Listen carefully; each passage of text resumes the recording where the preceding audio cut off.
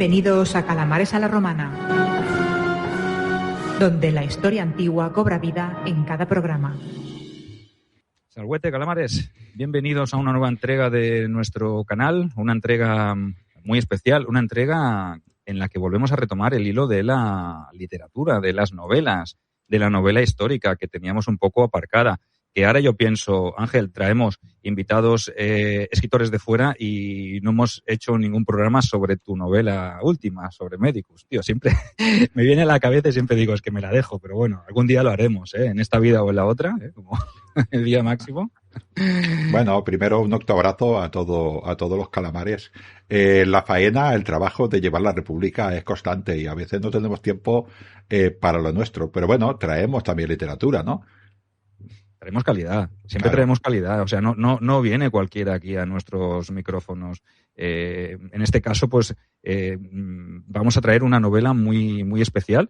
Y no solo una novela, hoy os vamos a traer un pack de 2x1, porque a la vez que presentamos su última novela, os recordaremos o le dejaremos a nuestra invitada que nos hable de su primera novela, que tampoco la presentó aquí porque en aquel momento pues no nos conocíamos y exactamente pues la publicó, tuvo mucho éxito, es una escritora que ha sido premiada en varios certámenes, o sea que realmente os traemos calidad de la buena, la que traemos aquí siempre en Calamares. Pero bueno, ya no nos enrollamos más. ¿O quieres decir algo? Yo creo que tenemos que decir algo que para nuestros calamares, para que se apunten a algo que tenemos pendiente. Claro, ¿no? claro, tenemos el viaje a Túnez, el 17 al 24 de junio, y por ejemplo estaba mirando... Julio, que te sale a ti el junio. Julio, yo es que no sé qué tengo. Julio, es que claro. Junio bruto, sí, eres más de junio bruto que de Julio César, ¿no? Sí, yo soy más de junio, el esposo de Servilia, pero vamos a dejarlo. No, es verdad, el julio del 17 al 28 de julio, hoy estaba mirando precisamente el día número 20, que nos vamos a Bula Regia, por ejemplo, y luego nos vamos a Tuga. Bula Regia me sorprendió primero porque vi fotos, ¿no? Pero luego, no sé si los oyentes saben, que allí hace un poquitín de calor. Pues allí hay casas, la mitad de las casas tienen, desde el peristilo, desde el jardín, tienen unas habitaciones subterráneas para llevarlas mejor, ¿no? Y en ese segundo visita que haremos ese día, en Tuga, es donde estaba aquel rey que cambió de bando en las guerras púnicas, que pasó de los cartagineses a los buenos, que éramos los romanos, Masinisa. Los romanos siempre somos los buenos, ¿no? Y allí estuvo Cartago y allí también llegó Roma y montó allí una ciudad. Tanto una como la otra, las ruinas son espectaculares, ¿no? Eso solamente ese día. Va a ser un viaje espectacular y ya os informamos que a estas alturas, cuando se emita el programa, a lo mejor es que ya no quedan plazas, porque nos quedan muy poquitas. O sea que es posible. Animaos, apuntaos. Ya hablaremos con Halcón Viajes para que amplíe la lista de plazas o para que montemos otro viaje a Túnez, porque puede ser muy, muy interesante. Si nuestra invitada no se ha apuntado, ya llega tarde.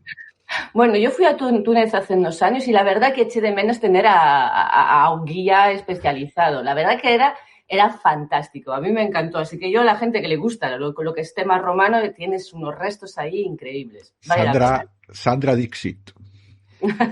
Pues ya que ha hablado, que se presente. Tenemos aquí a Sandra Parente, que es nuestra invitada de hoy, que os recomienda el viaje y que ha venido a hablar de su libro y de sus libros. Entonces, Sandra, para los que no te conozcan, que yo creo que ya te conocerán, pero bueno, una breve biografía.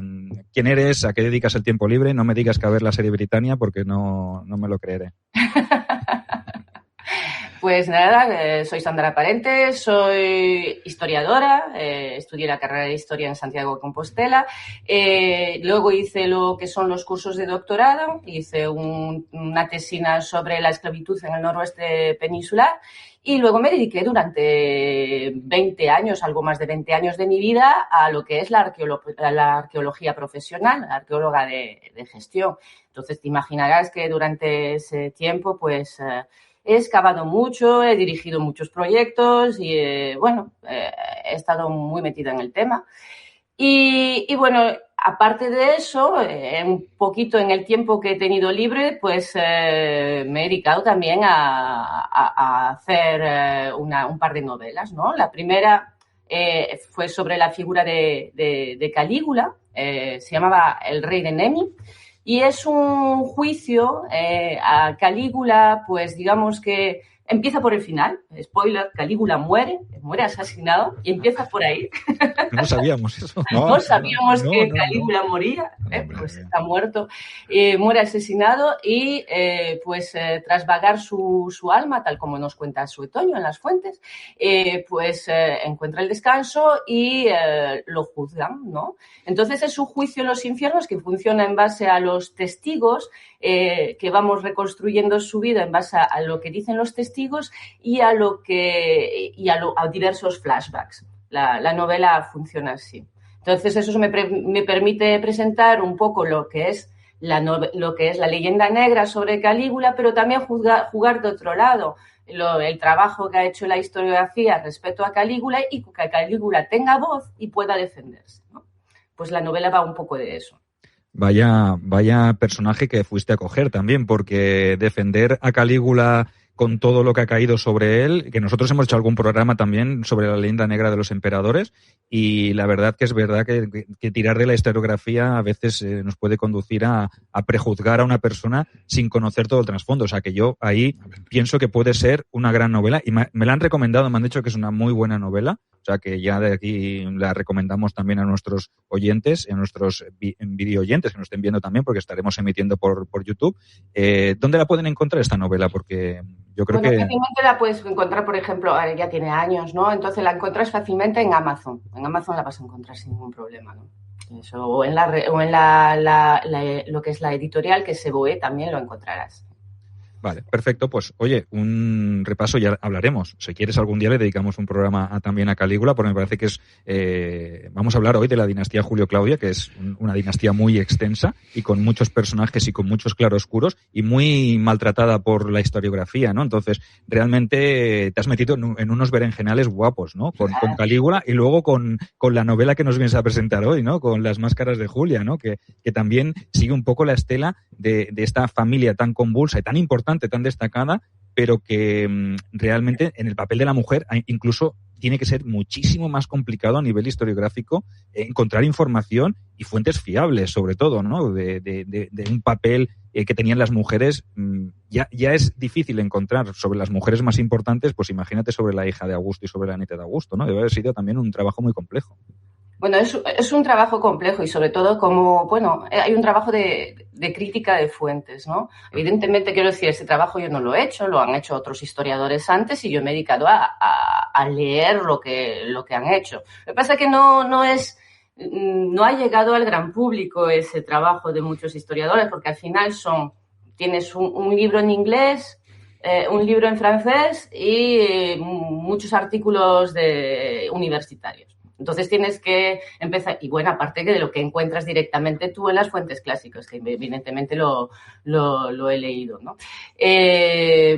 Luego tienes que recomponer, ¿no? A partir de ahí es un poco como un puzzle y jugar un poco con las diferentes hipótesis que van haciendo los diversos historiadores. Pero bueno, igual que hablamos de hipótesis para lo que son Julia la Mayor, Julia la Menor, o sea, la nieta de Augusto, la hija de Augusto y la nieta de Augusto, eso pasa en historia en general, quiero decir. Igual que hablamos con Calígula, por ejemplo. Con Calígula tenemos mucho más fuentes, pero hay que hacer un trabajo de crítica de las fuentes muy importante, un cribado. Porque al final, la imagen que tenemos todos, la imagen común que ha llegado al gran público, pues es una imagen muy decimonónica o muy del siglo XIX, muy apegada a lo que es la fuente a nivel primario, literal. Y al final, pues lo que nos damos cuenta es que, como hoy en día todo lo que se escribe con un interés. Todo tiene un punto de vista, todo tiene un sesgo, ¿no? Igual que hoy en día nos acercamos a un periódico y sabemos que este periódico tiene tal sesgo político, incluso el de fútbol tiene un sesgo, ¿no? Está el del Barça y el del Madrid, lo sabemos todos, pues pasa lo mismo con las fuentes que nos han llegado. En el caso de Calígula fueron escritos por el Senado, ¿no? Y como Calígula se enfrentó al Senado, pues muy bien no les cayó y no fueron muy favorables a él, y eso le pasa a él y le pasa a otros emperadores que se enfrentaron al Senado. Y a las Julias, pues lo que les pasa es que se enfrentaron a Augusto. y antes del programa hablábamos de él, si alguien era muy bueno a nivel de propaganda y de imagen, era Augusto. Así que si te habías enfrentado a Augusto, pues la imagen que queda de ti no es muy positiva. Y es lo que les ha pasado a las Julias, ¿no? Sí, es cierto lo que dices, ¿no? Mezcla el siglo XIX con, quizás Hollywood no lo hace queriendo, pero con la potencia del mensaje que da Hollywood, ¿no? Hollywood no nos enseña historia, pero es tal la potencia que tiene en impregnar imágenes que se nos queda la imagen de alguna, digo Hollywood o las grandes distribuidoras de televisión, ¿no? Bueno, en este caso yo creo que sobre ellas tenemos lo que es Yo Claudio de la BBC, bueno, el Yo Claudio de Graves, para empezar, que nos ha marcado a todos respecto a la familia Julio Claudio, pero siendo que es una obra maravillosa, que la tengo por aquí detrás, mira, fantástica, lo que nos pasa con Yo Claudio es que es una obra que se escribió en los años 30 del siglo pasado, o sea, tiene casi un siglo. Claro. Y a la gente no lo piensa, pero en historia, igual que en medicina, pues no se sigue operando con ganzúas, pues en historia hemos avanzado. Y desde los años 30 del siglo pasado a la actualidad hubo muchos movimientos historiográficos, hubo mucha investigación histórica que nos ha permitido tener diferentes perspectivas sobre la familia Julio Claudio. Así que lo que hace también la serie de la BBC después es perpetuar esa imagen bastante decimonónica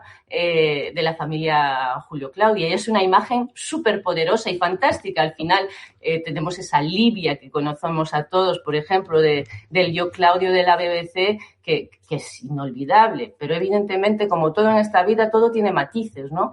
Y bueno, y a mí me gustan los personajes que al final yo creo que en esta vida nada es totalmente negro ni totalmente blanco. Y en la familia Julio Claudio creo que ocurre algo parecido. Entonces sí. Has tenido que desmontar tópicos en estas obras. Me gusta desmontar. Me encanta desmontar tópicos. En general es algo que me gusta hacer, ¿no? Entonces, por eso elegí a Calígula. Cuando digo que desmonto tópicos, no significa que aquí doy una imagen maravillosa y digo, Calígula... No, pero cuestionarlos, ¿no? A veces no es desmontarlos, sino arrojarle otra versión, otra visión de los hechos. Realmente, la historiografía, la historia que se explica en cada momento, no vamos a negar que siempre es partidista. Entonces, el que escribe esas fuentes en aquel momento seguramente sería opositor al régimen de un emperador, ¿no? El de Calígula, ¿no? Entonces, el senador tendría limitados sus privilegios y vería que esa figura de contrapoder pues no le beneficiaba. Entonces, el que escribía en ese momento, pues como el que escribe hoy las noticias de un partido político siendo de la oposición, realmente no deja de ser eso. Entonces, ¿nos lo tenemos que creer a pies juntillas todo lo que nos dicen? Pues imagínate de hace 2000 años. Entonces, sí que hay que... No estamos diciendo quizá desmontar, pero sí cuestionar esa visión, ¿no? Más que nada. Exactamente, cuestionar. Y en el caso de Calígula, sobre todo, Olivia, que es un personaje que es importante en la novela de Las Máscaras de Julia, estamos hablando de humanizar a los personajes. Cuando digo humanizar, digo darle coherencia. Porque al final personas como Calígula, lo que nos transmitan las fuentes es una imagen ya que ha perdido coherencia a partir de su enfermedad, ¿no? Pierde total coherencia. Se nos llega a decir, yo qué sé, por ejemplo, algo que está muy extendido, la idea de que Calígula dijo que hasta un caballo, que iba a convertir en su caballo en cónsul. Lo que dice Calígula y lo que nos transmite Suetonio, que además hasta las palabras de las fuentes clásicas están exageradas luego, es que hasta había pensado en nombrar a un caballo cónsul. Eso es lo que dicen las fuentes. Lo que probablemente había hecho Calígula es decirle a un senador que le caía mal lo de hasta un caballo sería mejor que tú. Eso es lo que vendría a decir, básicamente. Y eso es lo que creen los historiadores, porque nunca hizo nada parecido, ¿no? Y esa exageración que tenemos con la historia del caballo, pues se puede, realmente ocurre en más cosas, ¿no? Pues hay conjuras políticas y lo mismo que ocurre con las conjuras políticas de Calígula ocurre con las Julias. Lo que se cree es que detrás de la historia de Julia la Mayor y de Julia la Menor hay sendas conspiraciones contra Augusto, que han sido tapadas con lo más sencillo cuando quieres atacar a una mujer. Durante toda la historia ha sido meterse con su virtud, meterse con, en este caso, acusarlas de adulterio. Claro, entonces realmente lo que hay aquí es toda una trama política que es lo que realmente tú tienes que exponer, ¿no? Tienes que ver o hacer ver al lector que hay una cabeza de turco que son las mujeres. Las mujeres en una sociedad romana, como ya sabemos, que en este principio en este cambio de era, ¿no? Más que nada en este paso, en esta transición de un momento bastante complejo del paso de esa república a ese principado, pues nos encontramos un momento en el que hay un personaje muy potente, que es Augusto, del cual hablaremos más adelante, pero que impone una serie de normativa, de tradición, de recuperación de los viejos valores, y entonces realmente sabemos que conjuras políticas habría muchas contra él. Y realmente él era un hombre que desde joven vivió en un entorno en el cual tuvo que ganarse su puesto a base de codazos y de listas de proscripción. ¿Para qué nos vamos a engañar? Entonces, se cargó mucha gente por dentro. Entonces, un hombre que está en la cúspide, que lo ha conseguido todo, pero sigue teniendo esa paranoia de que hay gente que va a atentar contra él. Entonces, ¿qué miedo más cercano que el que lo haga sean las propias mujeres de tu familia, ¿no? Y qué mejor que utilizar a mujeres como cabezas de turco a veces en esas políticas matrimoniales, porque es que este momento es complejísimo. Lo que hace Augusto con su hija, con Julia la mayor, en esos pocos años, desde Marcelo, Agripa, o sea, con todos los hombres a los que le ofrecen matrimonio para crear una red o un tejido familiar, pero más político, de relaciones políticas y de control, ¿no? Entonces, realmente, enfocar todo esto en una novela y hacer entender al lector cómo se siente la mujer, eso es lo difícil, porque a lo mejor todo lo vemos como un matrimonio de conveniencia, vale, pero cómo se sentían las mujeres romanas al ser tratadas como una moneda de cambio, ¿no? Y una mujer con orgullo, con virtud, ¿no? Como era la hija de Augusto, que lo había dado todo por su padre, ¿no? Entonces, hacer este cambio, esta transición, intentar enfocar esta novela desde la perspectiva de la mujer, ¿ha sido un trabajo difícil? Bueno, creo que ayuda a ser mujer. Sí, claro. Yo creo que sí. Mujer del siglo I, a lo mejor la cosa es más complicada. No, evidentemente. Pero sí, evidentemente tienes que pensar e intentar meterte en el papel de una mujer del siglo I.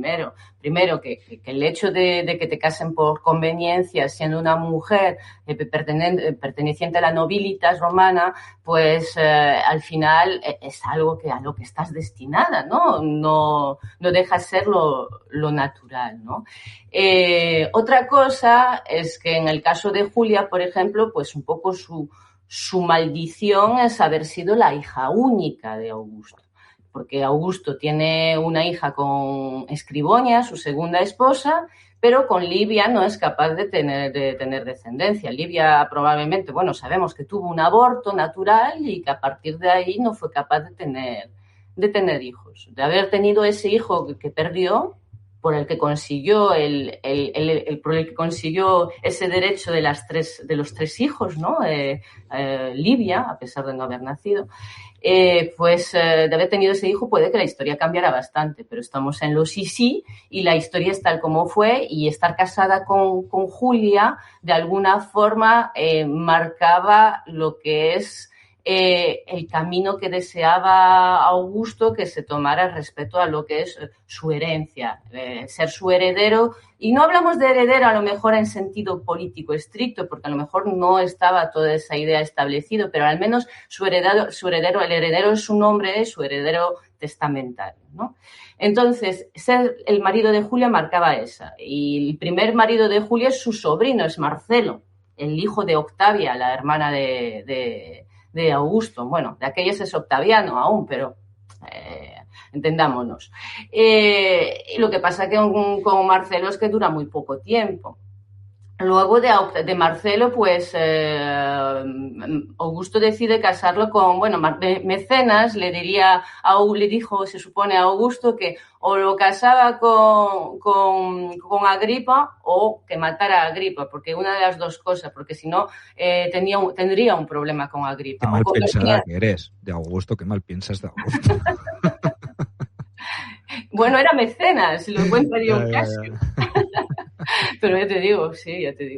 Y nada, que Augusto casa a Julia con Agripa. Y con Agripa o con Julia tiene sus 5 hijos, ¿no? Ahí tiene toda su descendencia. Cuando muere Agripa en el 12 a.C., la verdad es que Julia se había ganado el derecho, siguiendo las leyes de su padre, a no volver a casarse, ¿no? Con lo que hablaba pasada antes, lo del derecho de los 3 hijos, Augusto había hecho unas leyes que fomentaban la natalidad, sobre todo en el caso de lo que es las familias nobles, ¿no? Para que se pudieran reproducir y tener más hijos. Y en este caso, pues pedían que tuvieran al menos 3 hijos. Si tenías 3 hijos, te ganabas el derecho a poder heredar como mujer, a poder poseer bienes. Y Julia, la realidad, se había ganado, con sus 5 hijos, se había ganado el derecho a no volver a casarse. Pero igualmente la casaron de nuevo con Tiberio. Joder, que lo había dado todo por la familia. Realmente, claro. Mujer más sacrificada que ella no la había habido. La mala suerte quiso que el destino se cebara pues con los hijos que había tenido con Agripa, ¿no? Que no le saliera la cosa como le tenía que haber salido, porque fue una auténtica desgracia. Ya con Marcelo habría cambiado la historia. Con Agripa ya habría cambiado si la cosa hubiese sido mejor, ¿no? Entonces, forzarla incluso a casarse con Tiberio, a obligar a Tiberio que se divorciara de su mujer, de la cual estaba enamorado, y crear esa mala relación y ese mal ambiente, una mujer siendo quien era la primera mujer, el tesoro más preciado de la República, en ese caso ya del Principado, que se siente vilipendiada por Tiberio, una mujer que lo ha dado todo y encima mal pagada, es que es para enfadarse y para molestarse y para reaccionar de manera hostil hacia todo lo que es su núcleo familiar, ¿no? Entonces, jolín, yo pienso que más merecido y más justo que lo que hizo Julia por Roma, no hay nada más. Pero bueno, es Julia lo que decimos. da hasta sus hijos, que yo creo que eso es algo, a mí me parece algo importante, porque al final los hijos se crían con el padre. Y yo creo que es algo fundamental y es algo que, por ejemplo, en la novela planteo mucho, y es el hecho de algo que no se toca mucho, y es que los hijos de Agripa, las hijas de Agripa en este caso, se han criado con Julia como madre adoptiva en este caso, ¿no? Pues lo mismo que pasa con eso, pasa con los hijos de Julia, con Cayo y luego Lucio. Al nacer Lucio, el segundo hijo en realidad es el tercero, pero el segundo hijo varón de Julia, Augusto decide adoptarlos. Y quien dice que se convierte en su padre adoptivo, dice también, las fuentes nos lo dicen, que los cría él, se crían en su casa. Julia pierde la oportunidad de criar a sus propios hijos. No digo con eso que estuviera apartada de la crianza de sus hijos, pero la realidad es que sus hijos se criaron con Augusto. No sabemos exactamente en qué momento se van con él. Probablemente cuando fueran Lucio muy pequeño, no, pero pronto se habrían ido con él. Y es posible, por ejemplo, que si tuviera que ir a Oriente, que sabemos que se ha ido a Oriente durante 3 años, que no es poco tiempo, dejando a sus hijos con Augusto. Es que eso son cuestiones que hay que plantearse. ¿Y cómo le puede sentar eso a una mujer? Evidentemente, yo estoy hablando desde la óptica de la novela histórica, y eso, la novela te da una libertad que no te da la investigación histórica. Pero estas son cuestiones que te debes de plantear, sabiendo cómo funciona la sociedad romana, ¿no? Una mujer a la que le han quitado sus hijos y que no puede estar con ellos, incluso durante algunos periodos de su vida, ¿no? Sí, además, perdón, es importante lo que dices, ¿no? Hablamos de personajes como Tiberio, Julia, Augusto, Livia, ¿no? Por ejemplo, pero si no entramos en estos sentimientos, no entramos en estos desencuentros, tampoco sabemos por qué reaccionan luego, como reaccionan los personajes, ¿no? Es muy difícil entender que el matrimonio entre Julia y Tiberio funcionara bien, porque Tiberio venía de una igual. O sea, ¿qué hombre, aparte de Tiberio, dio tanto por Augusto, ¿no? Y los dos vinieron exactamente igual, claro. Los destrozas a los dos y el matrimonio no puede tener éxito, ¿no? O por ejemplo, otra cosa que podemos hablar de sentimientos, que creo que ya lo he hablado contigo, ¿no? En el caso de Livia Drusila, que lo has comentado así un poco, que es la cuestión de los hijos, ¿no? Augusto solo tiene una hija, que es Julia, y intenta que su descendencia vaya a través de su sangre, a través de la sangre de su hija. Está casado con una mujer que en principio parece ser que no le puede dar hijos. Lo normal hubiera sido divorciarse y casarse con otra. Y sin embargo, estuvo con Livia Drusila. Eso no quiere decir más que estaba enamorado de ella, porque si no la hubiera cambiado por otra. Sí, no, y además sabemos que Augusto no tuvo problemas en dejar y abandonar mujeres. Quiero decir, tal como dejó a la joven Clodia, que dijo que le devolvió a su familia diciendo, te la devuelvo intacta, ni la he tocado. Bastante faltón, o con Escribonia, que incluso le quiso dejar mala fama, ¿no? Y fue dejándole mala fama por toda Roma cuando la abandonó el mismo día que dio a luz, que es algo terrorífico, para luego casarse con Livia. Un hombre como Augusto que luego nos vende esa imagen de hombre virtuoso sobre todas las cosas, ¿no? Entonces, bueno, ahí hablamos de las contradicciones entre la imagen que da Augusto y la realidad, ¿no? O lo que aparenta ser la realidad.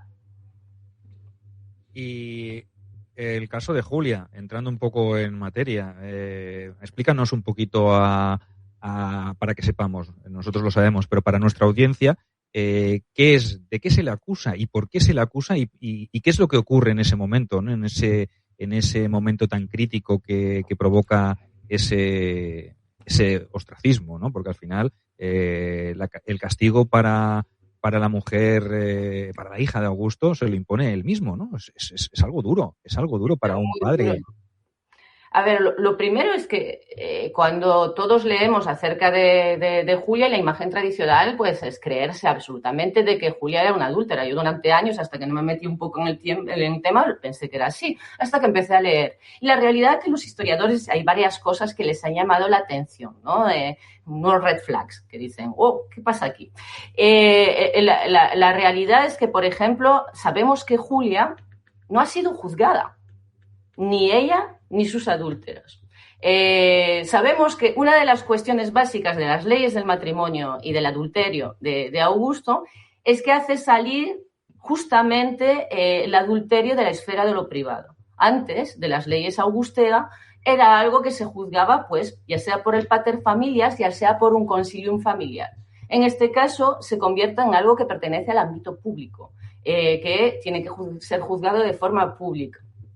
Pues Julia no tiene ese juicio, ni ella, ni repite, ni sus adúlteros. Eso es lo primero que llama la atención. Y no le llama solo la atención a los historiadores actuales, sino a los propios historiadores antiguos. Tácito, por ejemplo, pone el dedo y dice, Julia ha sido condenada por encima de las leyes de Augusto. Eso le llama la atención Es verdad que Tácito, igual que da una imagen de las mujeres que hay que poner en tela de juicio, es de los más críticos, críticos dentro de un orden con Augusto, y pone el dedo sobre ese tema, ¿no?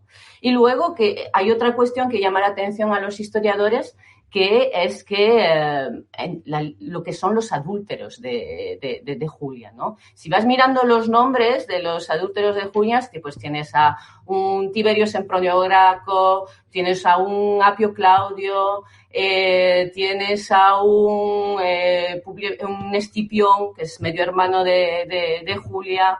Se supone que se acostó hasta con su medio hermano, porque se le acusa de acostarse con la gente en medio del foro de Roma, ¿no? Para resumir. También tienes a toda esa facción y tienes a un tal Julio Antonio. Y de todos los adúlteros de Julia, la realidad es que ese Julio Antonio es el único que ha sido o conminado a suicidarse, según algunas fuentes, o directamente ejecutado. Es el único. Los otros han sido mandados a diversas islas, ¿no? Pero ese Julio Antonio sí lo ejecuta. Y eso, pues, evidentemente llama la atención, porque ¿quién es ese Julio Antonio sino el hijo de Marco Antonio y de Fulvia, que había crecido dentro de la Domus Augustiana, ¿no? Siendo criado por Octavia, la hermana de Augusto, ¿no? Y entonces, pues, muchos historiadores creen que de haber tenido una relación Julia con alguien, sería con ese Julio Antonio. Plinio nos llega incluso a decir que si Julia intentó algún tipo de parricidio, evidentemente contra su padre, ¿no? En este caso, algún tipo de parricidio. Los historiadores actuales no son muy favorables a la teoría de que llega hasta el extremo de un parricidio, ¿no? Se habla de una búsqueda de un cambio de paradigma, pero hay una eliminación absoluta de toda una facción política. Eso es un hecho. Entonces, bueno, pues sí, por ello, por todos esos factores, se cree que hubo algún tipo de conjura política y que se puso fin a ella con esa dura condena. Que para Augusto sería más fácil reconocer o hablar de un adulterio que reconocer que hubo un ataque contra su figura dentro de su propia familia, ¿no? Es que las hubo durante todo su ascenso y durante los primeros años. Son varias las conjuras que tiene que hacer frente a Augusto, y siempre son pues esos rivales que a lo mejor abiertamente no han dicho nada, ¿no? Pero la mera sospecha de que se puedan oponer o que hayan podido hacer alguna crítica o simplemente ser hijos de quien sean, porque a lo mejor ellos no tienen ni la acción ni la capacidad para hacer un movimiento de conjura, sí que es verdad que la mera sospecha de que puedan llegar a ser algún día algo que se le pueda oponer, pues esas listas de proscripciones ya hablan por sí solas, ¿no? Entonces, ese reutilizar a su hija como herramienta para limpiar esas conjuras o para eliminar a rivales políticos, pues yo creo que Augusto estuvo toda su santa vida sacándose gente de en medio, o quitándose gente de en medio en este caso, porque eran susceptibles de ser rivales simplemente. Y fue capaz de utilizar a su hija para casar y obtener beneficios políticos, pero también para acabar con sus rivales, utilizándola a ella también como moneda de cambio, ¿no? Y que ella también pudo formar parte de esa conjura, quiero decir, de forma abierta y participativa, porque el hecho de que esté mezclada, pues no parece casualidad, ¿no? Quiero decir, también y le pasa algo parecido, y en la novela otro personaje importante, de hecho es la protagonista, es Julia la Menor, que también es condenada, ¿no? En la novela lo que hago es un poco que Julia la Menor esté investigando un poco lo que le ha ocurrido a su madre, porque hay un personaje de la novela, un personaje bastante clave, que sabemos que está vinculado con todos estos hechos, que es Ovidio, que un día pues le pone el dedo en la llaga y le dice, mira, que en Roma todo el mundo puede creer que tu madre ha sido condenada por ser una adúltera, pero a lo mejor su propia hija no, y puede que haya algo más, ¿no? Entonces, a raíz de ahí arranca la novela y es la investigación de Julia la Menor, sobre lo que es la vida de su madre, hasta pues que todo aquello dé pie a sus propias acciones, porque Julia la Menor, si ha sido condenada, que sabemos, ahí hablamos del final, pero si ha sido condenada es por algo, ¿no? Y ahí tenemos también los historiadores ponen el dedo en la posibilidad de otra conjura política. No, entra dentro de lo lógico. Quiero decir que el hombre no se puede apartar, igual que a Julia la mayor y la menor no se la puede apartar de la época, a Augusto tampoco se les puede apartar de la época cuando él nace y lo que vive, que es el final de la Tardorrepública. Si ya vamos a entrar en guerras sociales, el mismo abuelo, creo que el abuelo de Livia Drusila era un tribuno de la plebe que la mataron en las guerras sociales. O sea, estamos hablando de en qué época nació Augusto. O sea, cuánta gente mata, a cuánta gente mata. ¿Cuántos familiares se matan por ser populares, por ser optimates? Después cuando llega Craso, que Craso es Craso, mata que haga falta también. Julio César también, Marco Antonio también. Al final estamos hablando que vive en esta época. Entonces, conjuras y miedo a que lo maten, es que la tiene que tener a la fuerza, porque no es una cosa extraña, es que la ha vivido en sus carnes, la está viviendo. Conforme se va haciendo más poderoso, tiene que eliminar a mucha gente que quiere eliminarlo a él, ¿no? Entonces, ese miedo a la conjura tiene que ser constante en su vida. No, desde luego. Y fíjate si fue bueno Augusto en su propaganda, que de Sila, por ejemplo, tenemos esa imagen de las proscripciones, y mira cuánta gente ha matado Sila y todo eso. Pero de Augusto no, todo el mundo olvida de las proscripciones de los triunviros, ay, qué bueno era Augusto, qué gran emperador, y 2000 años después tenemos exactamente lo que es el resultado de la propaganda de Augusto. Qué bueno ha sido en eso, lo ha hecho muy bien, la verdad es que... Solo hablan bien de Mario, que también hizo sus listas, y de Augusto y de César, que todos hicieron sus listas, ¿no? Y Cina y Sila están totalmente, parecen asesinos dictadores, ¿no? Pues qué diferencia hay entre Sila y Julio César en este sentido, ¿no? De las dictaduras, ¿no? Pero, buena prensa, lo que dices tú. ¿Quién escribe y para quién escribe? Exactamente. Es fundamental, yo creo y que sepamos verlo desde la actualidad, ¿no? Ser crítico con lo que nos remitieron y lo que nos llegó, ¿no? Y hablando un poco sobre, para no desentrañar más lo que es la trama de la novela, que yo creo que más o menos queda claro que va a haber ahí una trama de investigación. Imagino que utilizarás algún personaje que se encargue de hacer toda esta investigación en nombre de Julila, ¿o es Julila misma la que lo hace? Hay un personaje que se encarga, que bueno, hay la conjura que se vincula con Julila, la llaman de picado y de no me viene el nombre del segundo, porque además en la novela tiene un papel muy pequeño, que es un falsificador, ¿no? Pero bueno, Picado sí es un personaje importante en la novela y que trabaja en nombre de Juliana Menode en las partes que, digamos, son más de investigación. Luego, lo que hace ella en su propio nombre es hablar a lo mejor con algunos familiares que fueron cercanos a su madre. En este caso, pues, utiliza a Marcela la menor, como es su cuñado, y así vamos, cuñada de su madre, prima, y vamos recorriendo un poco el hilo de toda su vida, desde la infancia hasta esa condena del año 2 a.C.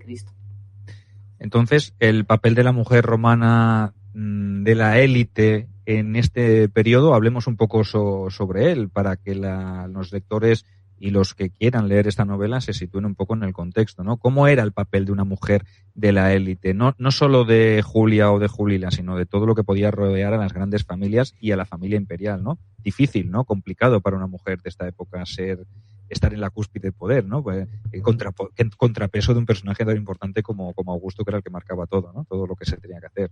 Al final es un objeto que se utiliza para armar una red de matrimonios y de alianzas políticas. Y se ve muy bien en el caso de los matrimonios de Augusto, cuando era el joven Octaviano, que primero hablaba antes de Clodia, que es la hija de Fulvia y de Clodio, pero que nos importa en este caso por Fulvia, que era en aquella época la mujer de Marco Antonio, ¿no? Y estamos en el contexto de las guerras civiles y en el momento en que se conforma el triunvirato, pues se casa Augusto con Clodia. Cuando esa alianza matrimonial deja de importar, pues es cuando se casa con Escribonia, en un momento que Escribonia, ¿quién es? Escribonia es sobrina de Sexto Pompeyo, y es decir, que es nieta de Pompeyo el Grande.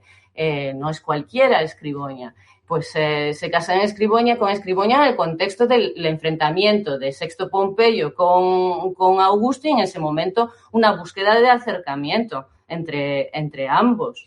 En ese contexto es cuando se casa con Escribonia, y cuando esa alianza política deja de importar es cuando se casa con Livia. Que Livia, es evidente que hay un enamoramiento, que hay algo entre ellos, y las fuentes nos hablan de eso. Y como decía Ángel antes, yo creo que si no hubiera existido ese amor entre ambos, Augusto hubiera tomado el camino más sencillo, que era divorciarse de ella. Lo que pasa es que también Livia importaba, y Livia era interesante por lo que era su sangre Claudia, ¿no? Y era una facción al final, una facción política de una familia tradicional, una gran familia con Patricia, que conocemos desde los albores de la historia de Roma. Entonces, al final, lo que sirven los matrimonios, pues, las mujeres sirven sobre todo para tejer esas alianzas, y eso va más allá de su propia voluntad.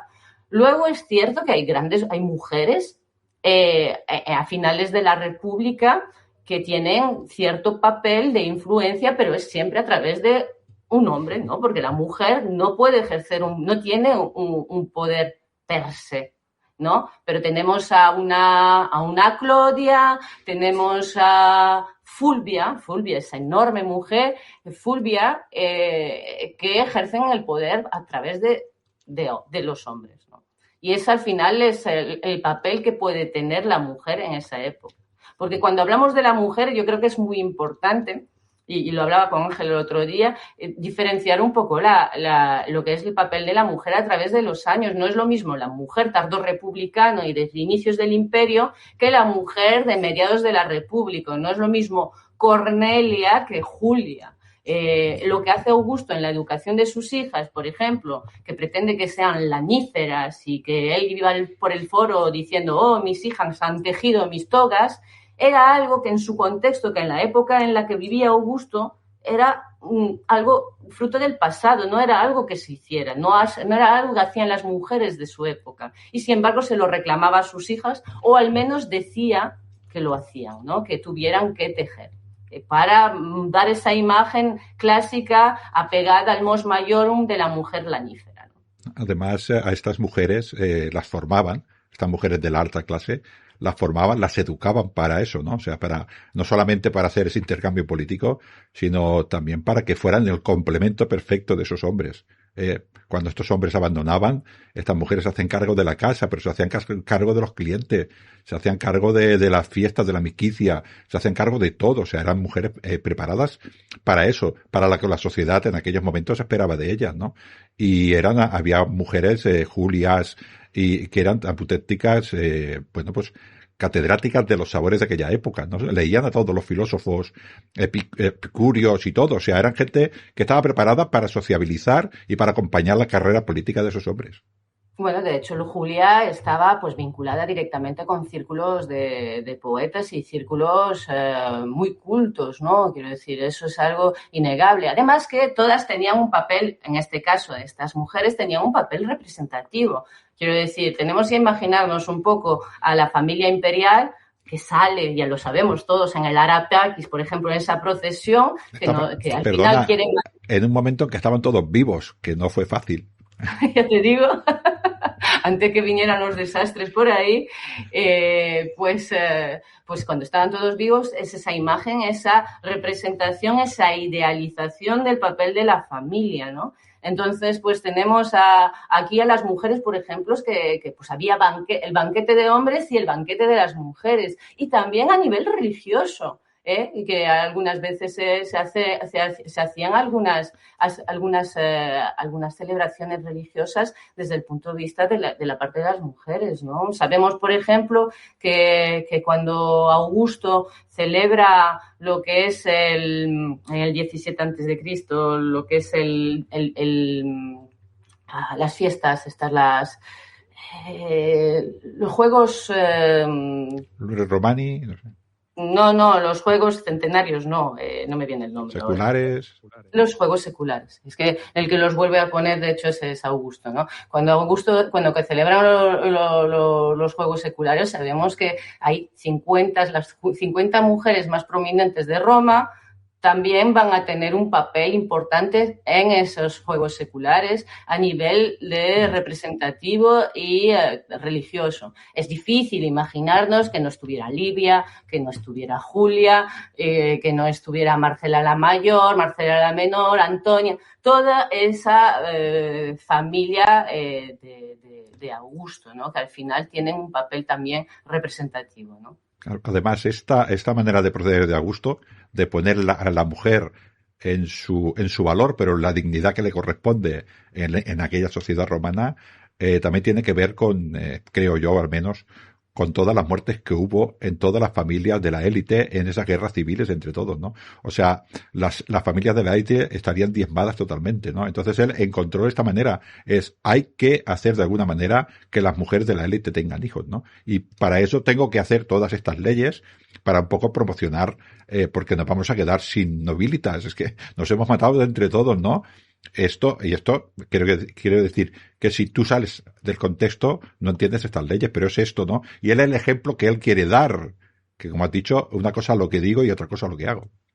Sí, bueno, más allá de esta idea del mos maiorum, de que si respecto lo que es el mundo de los antepasados, pues las costumbres de nuestros antepasados pues nos va a ir mejor, y eso es lo que quiero vender a la gente, ¿no? También, pues está lo que dices, y al final también esas leyes fomentan el matrimonio y la natalidad. Tenemos, por ejemplo, a los hombres se les obligaba a volver a casarse, a estar casados al cabo de un año, ¿no? Apenas tenías tiempo para el luto, tenías que volver a casarte por ley, porque si no, pues no podías tener carrera política, no podías heredar, y se fomentaba de esta forma, a través de la sanción en este caso, el hecho de que los hombres se volvieran a casar, ¿no? Y que las mujeres pues después tuvieran hijos, para evitar que fueran falsos matrimonios también. Ah, sí. He leído por ahí una frase, a ver cómo se dice, que soy muy malo en latín, que es matrimonio procreorum liberorum causa. Eso es lo que decía Augusto. La causa del matrimonio es la procreación de los hijos. Y lo tenía clarísimo. Sí. No se diferencia mucho de la idea cristiana, ¿no? Respecto al matrimonio en este caso, pero bueno, como bien dices, es la idea y tiene sentido dentro de su contexto político, ¿no? Tanto a nivel ideológico como práctico, y al fin y al cabo Augusto era un tipo eminentemente práctico. Hombre, el romano, el segundo mejor gobernante de Roma después de Trajano. Bueno, sobre eso podemos discutir. Eso le iba a decir a Ángel, que se viene arriba muy pronto. Y sobre Augusto. ¿Augusto juega un papel determinante en la novela? ¿Es muy presente o es más residual? ¿No te has centrado tanto en la figura de él como tanto en su hija? Augusto es ese personaje del que todo el mundo habla. Es ese personaje que está en todos lados siempre, cuya mirada en el fondo está ahí a través de cualquier esclavo, por ejemplo, de la familia, pero que aparece de forma absolutamente residual en la novela. Y creo que era irónico un poco negarle la palabra a Augusto y dársela a todos los demás, ¿no? Cuando solo tenemos la palabra de Augusto. Pero bueno, es un personaje que sin estar me gusta esa frase, si la puedes volver a repetir, porque ha sido espontánea, pero ha salido muy bien, ¿no? Negarle la palabra a Augusto cuando está presente por boca de todos. Por favor, dejen hablar a los demás, ¿no? No eres Augusto. Es que parece que Sandra cuando se puso a escribir el libro dijo, voy a hacer un protagonista que no salga nunca. Y creo que Exacto. De hecho, creo que en este sentido, lo que es el ilustrador de Despertaferro ha captado muy bien lo que es la esencia de la novela, porque está aquí. Lo que es Augusto aparece aquí, ¿no? Al final está detrás, nos mira a todos, pero está presente y su mirada está ahí, ¿sabes? Creo que la portada representa muy bien lo que es la novela en este aspecto, ¿no? Lo de que la mirada de Augusto, que todo lo vigila, que todo lo controla, pero sin estar presente. Nadie se escapa, es que nadie se escapa a la mirada de Augusto y no solo a su mirada, ¿no? A sus oídos, a sus ¿cómo diríamos? Su telaraña, ¿no? Porque lo que teje Augusto es una telaraña. Y nadie puede estar cómodo, incluso sus hijas sus socios de gobierno, los que le siguen, nunca tienen la claridad o la tranquilidad, nunca pueden vivir tranquilos, ¿no? Existe ese miedo latente en esa república, un poco de la coacción, ¿no? Porque realmente no es él dice que es republicano, él nunca dirá que es emperador, ¿no? Es el primer hombre de Roma, ¿no? El primus inter pares, todo lo que quiera él decirse, pero la figura de emperador nunca la erige. Siempre hemos debatido, ¿no? Sobre si Augusto es el primer emperador. Él no es el primer emperador de manera oficial, pero sí que es verdad que hace que todos los demás le conviertan en ese emperador, ¿no? Sin pedirlo, pero mirando, ¿no? Como con esa... Bueno. Es bastante... Siempre hay mucha hipocresía detrás de lo que es la figura de Augusto.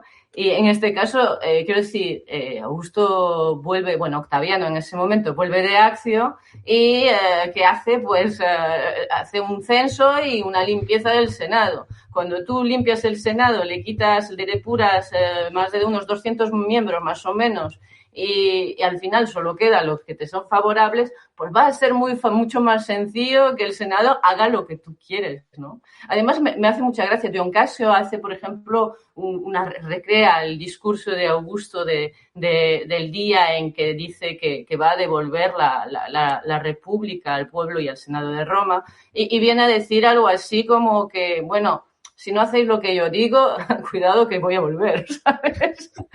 Así que haced las cosas, os devuelvo todo, pero como no hagáis, pues que la cosa no vaya bien, yo aquí volveré. Es un poco una espada de Damocles. Si no hacéis lo que yo quiero, pues bueno, yo siempre estoy dispuesta a volver. Es cierto que durante su reinado, no sabemos cómo llamarlo, reinado no se lo puede llamar, ¿no? Pero mientras él estuvo en el poder, hizo esa ficción de que el Senado contaba para algo. Sí, fue el mérito de Augusto. Todo el mundo sabía que mandaba Augusto. Pero bueno, los senadores iban al Senado, discutían sus cositas, ya sabían de lo que no tenían que discutir, ya sabían que no podían poner ningún cónsul que él no quisiera porque si no se iba a enfadar, ya sabían que no podían ir a Egipto si no lo iba a matar y cosas de estas, ¿no? Pues haciendo lo que les tocaba, pues ellos tenían la ficción pues de que vivían en una república, ¿no? Y podían poner algunos procónsules en algunas provincias y pues se repartían su parte del pastel y ya está, ¿no? Y eso sí que lo logró, quiero decir. Yo creo que dejaron... Es un gran logro, porque al final devolvió Roma a la ficción republicana y quiero decir, es el gran problema que tuvo Julio César, su padre adoptivo, que él al final era un tipo muy listo y tomó nota de lo que no había funcionado en lo que había habido antes que él. Y vio que con Julio César, pues al final lo habían matado por lo que lo habían matado. Aquello de dictador perpetuo no había gustado, no estaba muy bien dentro de la ficción republicana. Esa coronación de Marco Antonio ahí, bastante polémica, tampoco... Las Lupercales como molan. Marco Antonio, métete la manita en otra parte, ¿eh? Sí, eso. Hombre, vamos a decir a los oyentes que a nosotros no. Es la imagen esta que dicen de las Lupercales, que Marco Antonio le puso la corona 3 veces y él la rechazó justo 3 veces. Ojo el número, ¿no? El número cósmico, ¿no? Pero hay que entender que esto para un romano era un insulto muy grave. Estamos hablando de volver a instaurar la monarquía. Era mal jugada, mal jugada la carta, ¿verdad, Ángel? Mal jugada, y cuando al final la historia de la República se mueve con eso de aspiras a ser monarca. Al final claro, todo se mueve a través de eso. Entonces, bueno, en ese sentido Augusto entendió muy bien que la carta de cuidado con eso de que puedes parecer un monarca, y lo rechazó. Parece ser que algunos, cuando le otorgaron el título de Augusto, se plantearon llamarlo Rómulo, ¿no? Y ahí él dijo, no. Sus estáis pasando, tampoco os paséis tanto. Pero ahí vendemos la figura del animal político, ¿no? Realmente Augusto a nivel militar, siempre lo hemos dicho, ¿no? Era un negado, era un debilucho, era un patata.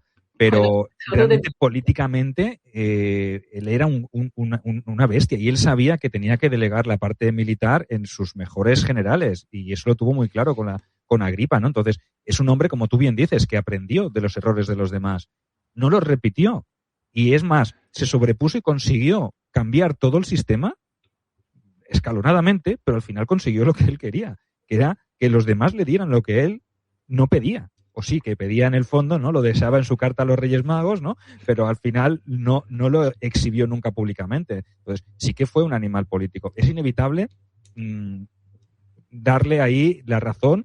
Los métodos, evidentemente, son muy cuestionables, bueno, y toda la propaganda, todo eso es necesario para conseguir su proyecto. Es que eso es un proyecto muy bien construido. Lo que pasa que, claro, lo que se trataba es que los demás no lo vieran. O si lo vieran, pues que se lo creyeran, ¿vale? O que...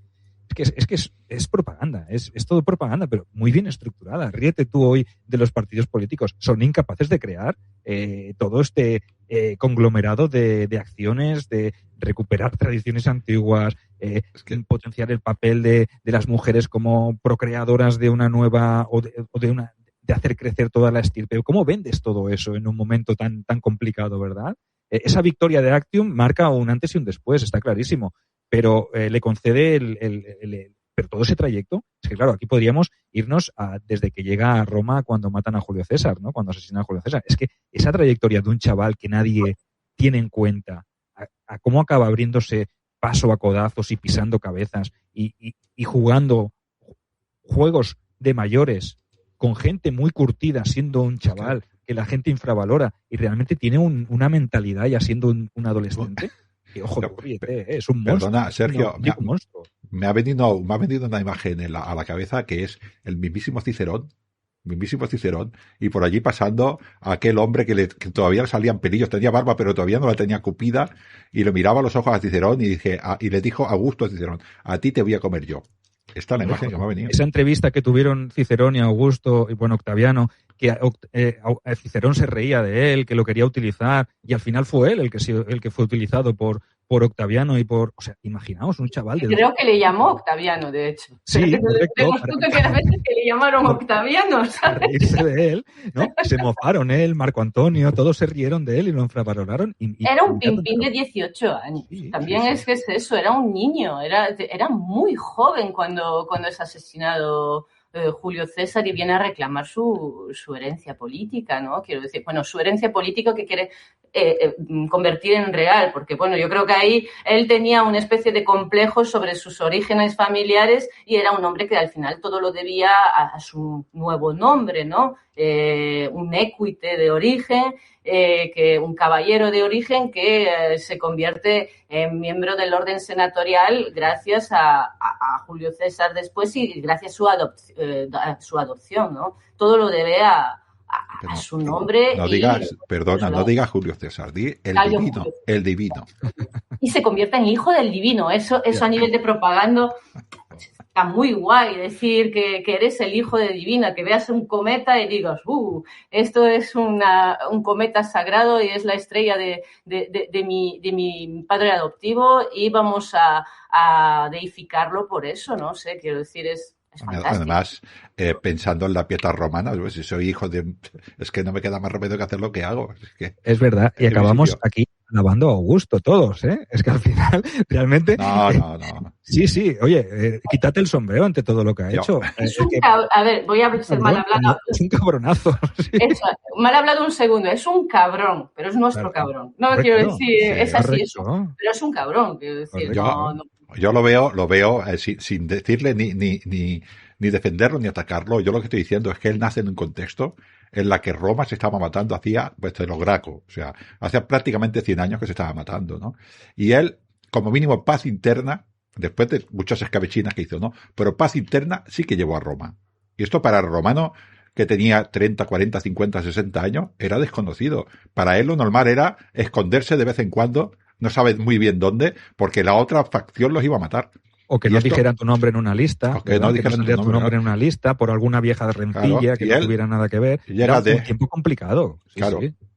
Claro. Es lo que evidentemente en ese cambio de paradigma, en esa adaptación de régimen, está también las ganas de la gente de acabar con tantos y tantos años de guerras civiles, con tantos años de enfrentamiento y tanta sangre derramada dentro de Roma. Yo creo que eso la gente evidentemente pues pesó a la hora de aceptar y de permitir que él se impusiera, ¿no? Pero sí, es hijo de su contexto, pero también es cierto que él tomó la vía siempre que le interesó a él. Ahora no me das Marco Antonio, no quieres darme lo que es mi herencia, pues aquí que me alío con el Senado. Quiero decir, él siempre se dio la vuelta de unas formas a veces totalmente inesperadas, ¿no? Bueno, yo creo que los primeros años son pura supervivencia, pero luego el hombre bueno, cuando él se dio cuenta, ahora un poquitín hablando de las hijas y esto, ¿no? Cuando él se dio cuenta un poquitín a que iba a ser realmente el hombre de Roma, igual imaginó que él iba a hacer un nuevo orden, porque yo no creo que esto lo planificara con 18 años. Yo me imagino que todo esto, vivencia, lo iría organizando, ¿no? Volvemos otra vez a las mujeres, ¿no? Utilizó, como no tenía varones, utilizó a su hermana y a sus hijas para lo que ahora se llamaría una dinastía, ¿no? Hasta de eso quiero decir que es inteligente. Sí, yo también lo veo así. Realmente utilizó lo que tenía a su alcance, pero lo utilizó sabiamente y con el tiempo fue creciendo, fue ampliando y fue siendo consciente de su potencial. tanto de sus virtudes como de sus defectos. Yo pienso que ahí nunca existía el equilibrio, ¿no? Pero bueno, es que ya, claro, estamos hablando aquí de Augusto y veníamos a hablar de la hija y de la nieta de Augusto. Y volviendo a encauzar un poco la entrevista hacia la novela, que ya hemos hablado, le hemos dedicado el tiempo pertinente a Augusto, que siempre tiene que salir, ya contábamos con ello, entraba dentro de los planes. El título, te lo habrán preguntado muchas veces ya en todas las entrevistas. ¿Por qué Las máscaras de Julia? ¿Por qué le pones ese título? ¿Por qué lo has elegido? Bueno, al final es una metáfora que aparece a lo largo de la novela, que es el hecho de ponerse una máscara, ¿no? Frente a lo que te piden y te reclaman. Estés de acuerdo o no, tengas que vestir esa máscara y disfrazarte, ¿no? De alguna forma. Entonces, los diferentes personajes tienen máscara. Y, bueno, las tienen Julias. Hablamos de las máscaras de Julia, solo Julia, pero en realidad hablamos de las máscaras de Julia la mayor y de Julia la menor, la de Julia y Julila en la novela, ¿no? Pues son esas máscaras. Proyectos futuros. ¿Tienes algo entre manos que nos puedas avanzar o te vas a tomar un tiempo sabático para acabar de ver o volver a ver Britannia? Esa serie que nos encantó, ¿verdad? Muchísimo. Esa serie que nunca analizaremos en este canal. Pues no, sí, proyectos hay, pero bueno, ahí están poco a poco y seguiremos en época romana, desde luego, y probablemente rondando esta época que al final es un poco la que más me gusta, ¿no? Hablabas de Trajano y Augusto, francamente no hay color. Siempre, Trajano siempre. Sin Augusto no habría Trajano. Trajano siempre. Bueno, a ver, Augusto no lo hizo mal. Pero Trajano es el Optimus Princeps, lo optimizó. Bueno, pero ahí estamos que está Plinio, que con su venía de una época jodida también. No me toques a Plinio, no era muy difícil mejorarla, tampoco. Al pelota de Plinio no me lo toques. ¿Qué es eso? Nos llega poco en pelota, ¿sabes? Sí. Entonces al final es más fácil. Ahora hablando, echando otra vez creo que lo comenté la otra vez también contigo, ¿no?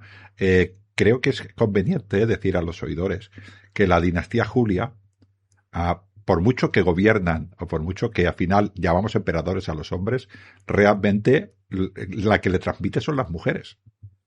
Sí, es algo muy curioso, ¿no? Porque al final la sangre Julia va pasando a través de los descendientes de Julia la mayor, y va por vía materna. Es que, curiosamente, Augusto, su sangre Julia, también le va por vía materna.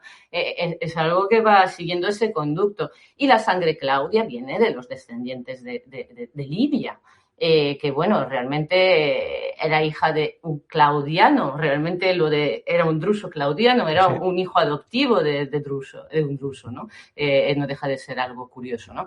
Pero bueno, va totalmente por vía materna. Y luego no deja de ser interesante, y es algo que toca la novela también, que es ese enfrentamiento entre la rama Claudia y la rama Julia.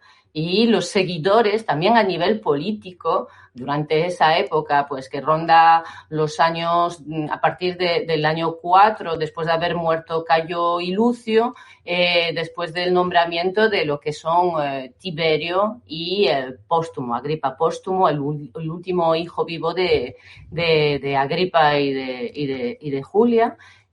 Pues no deja de ser interesante todo ese vacío que dejó la muerte de Cayo y de Lucio y esa búsqueda por parte de una facción política al sostener a lo que es Agripa Póstumo, ¿no? Y al final hay un enfrentamiento entre ambas ramas familiares. Hablamos de Julio Claudius como una unión y es verdad, hay algunos emperadores que son fruto de esta unión, por ejemplo, Calígula, que es hijo de Agripina la Mayor, hija de Julia y por lo tanto descendiente directa de Augusto, y que es hijo de Germánico, que es hijo de Druso, ¿no? Entonces, bueno, pues ahí tenemos una unión de los Julios y de los Claudios. Claro, ahí hay que tener en cuenta quizás lo que dices tú, ¿no? Estamos hablando de la gens Claudia, que es una gens que creo que nace antes que Rómulo, o sea, estamos hablando de los principios, de los orígenes de la hipotética república, siglo IV,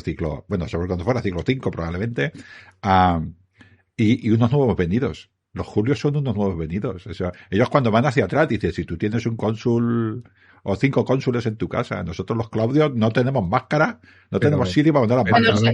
no venían de Troya y de Eneas. Pero estoy hablando en cuanto... Un hombre como tú, un hombre eso como Augusto, tú que vive eso tanto Augusto, del no los mito Julios. Pero bueno, si te remites atrás, nos vamos hasta Eneas, tío. No me digas que no te lo crees. A Venus. Vamos a irnos a Venus cuando toque. Yo estoy hablando ahora de los Claudios. ¿Cómo lo verían los Claudios? Ah, bueno, ya. Los Claudios Ahora lo verían así. Ahora se me ha vuelto terrenal a su edad. Cuando siempre había vivido del mito y siempre me decía que porque yo no creía en lo que decían los porque dioses. Eres un impío, que espero que sea blasfemio. Lo que me refiero que los Claudios, ahora hablando un poco en serio, a los Claudios los mirarían de arriba abajo. O sea, nosotros somos los importantes, vosotros buscáis nuestra sangre, porque vosotros no tenéis todavía, sois una familia patricia, pero que no habéis hecho nada para nosotros.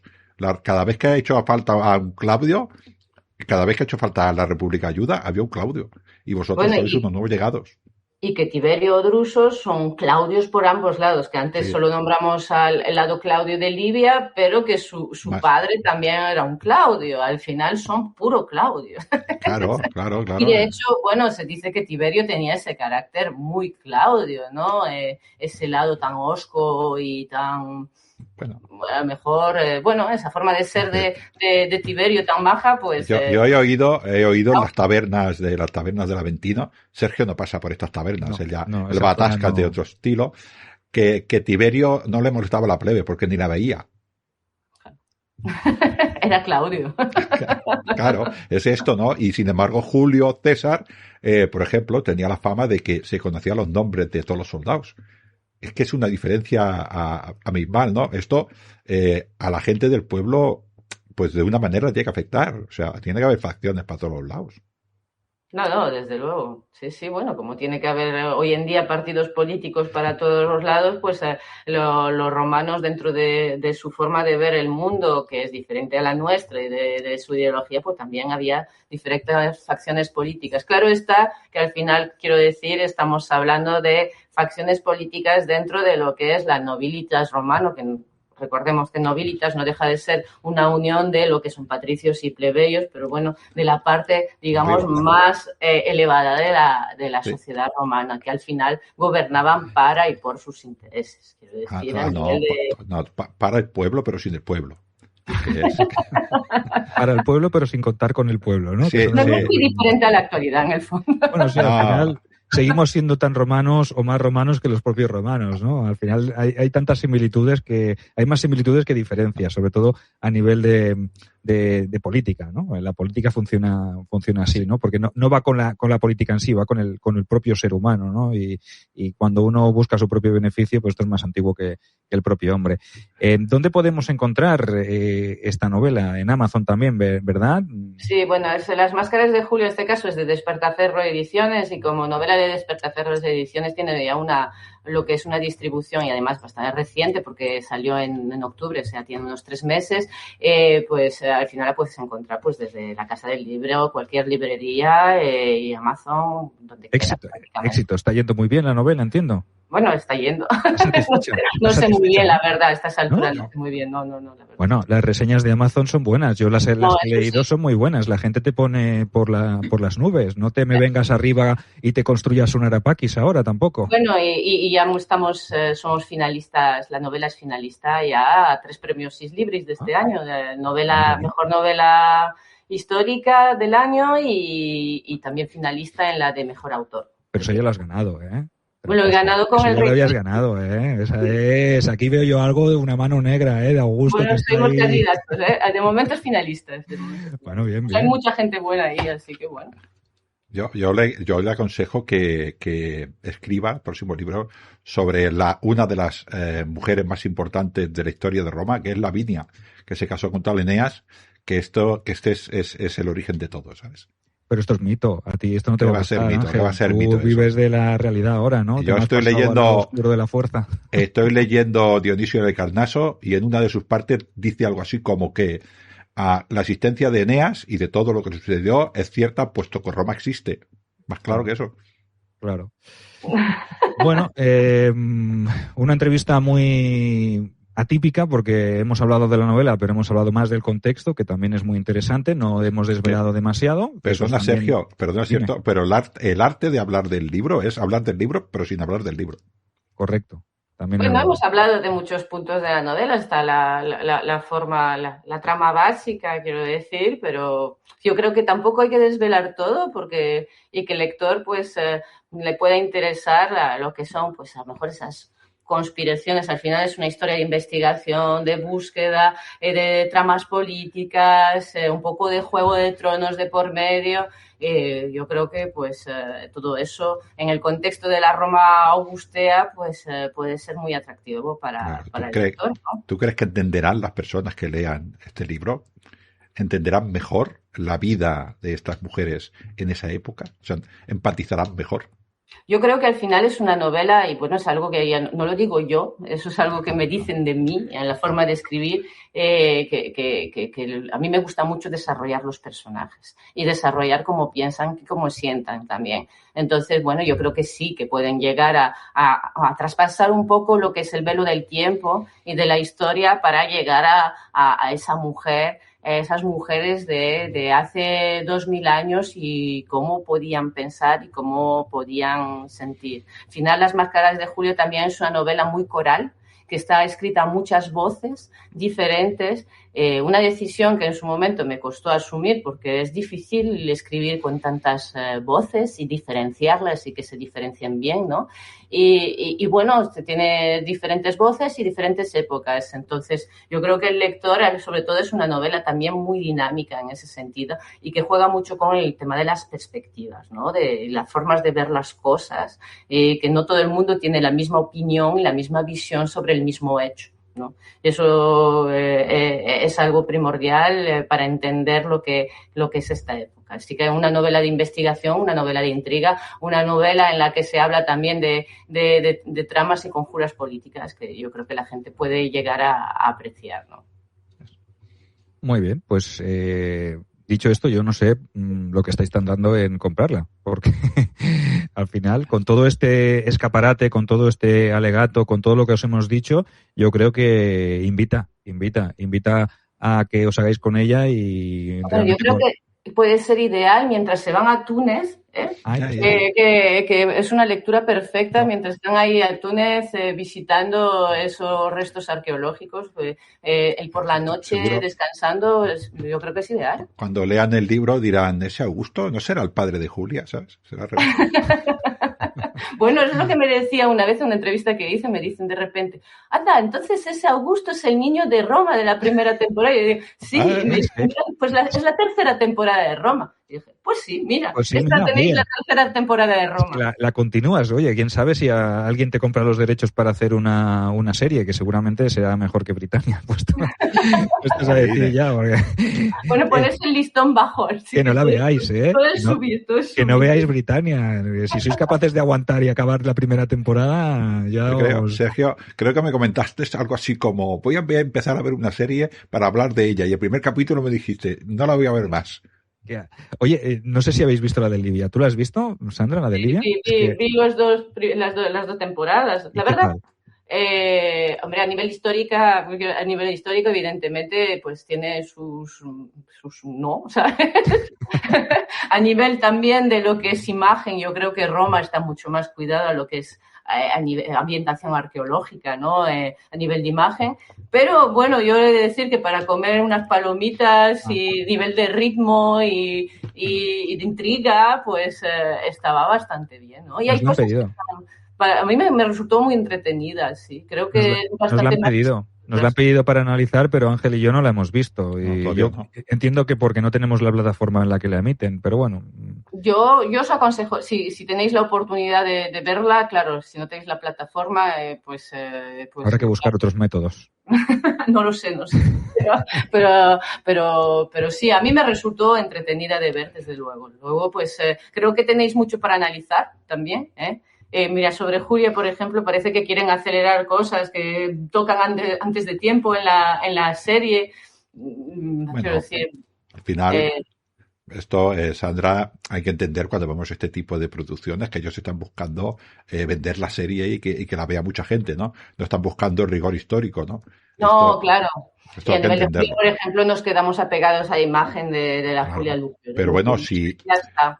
aportan y van enseñando. A mí esto siempre me gusta, este tipo de serie de buena calidad, ¿eh? Es cuando generan un poquitín vocaciones.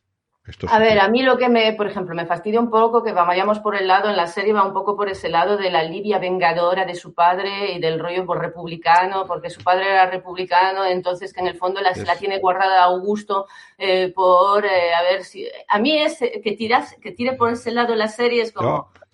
Solo te voy a decir una cosa, del mejor emperador de Roma, que es nuestro señor Trajano, de Pompeya a Plotinia, nadie habla mal, porque es una buena señora, no digo más. Yo con Trajano, pareces Plinio. Es imperable, yo a Plinio, por mucho que me ponga, que ahora dedique todos mis dotes de escribir, y yo no puedo superar a Plinio, es imposible. Es el panegérico de Ángel. Sí, no, pues...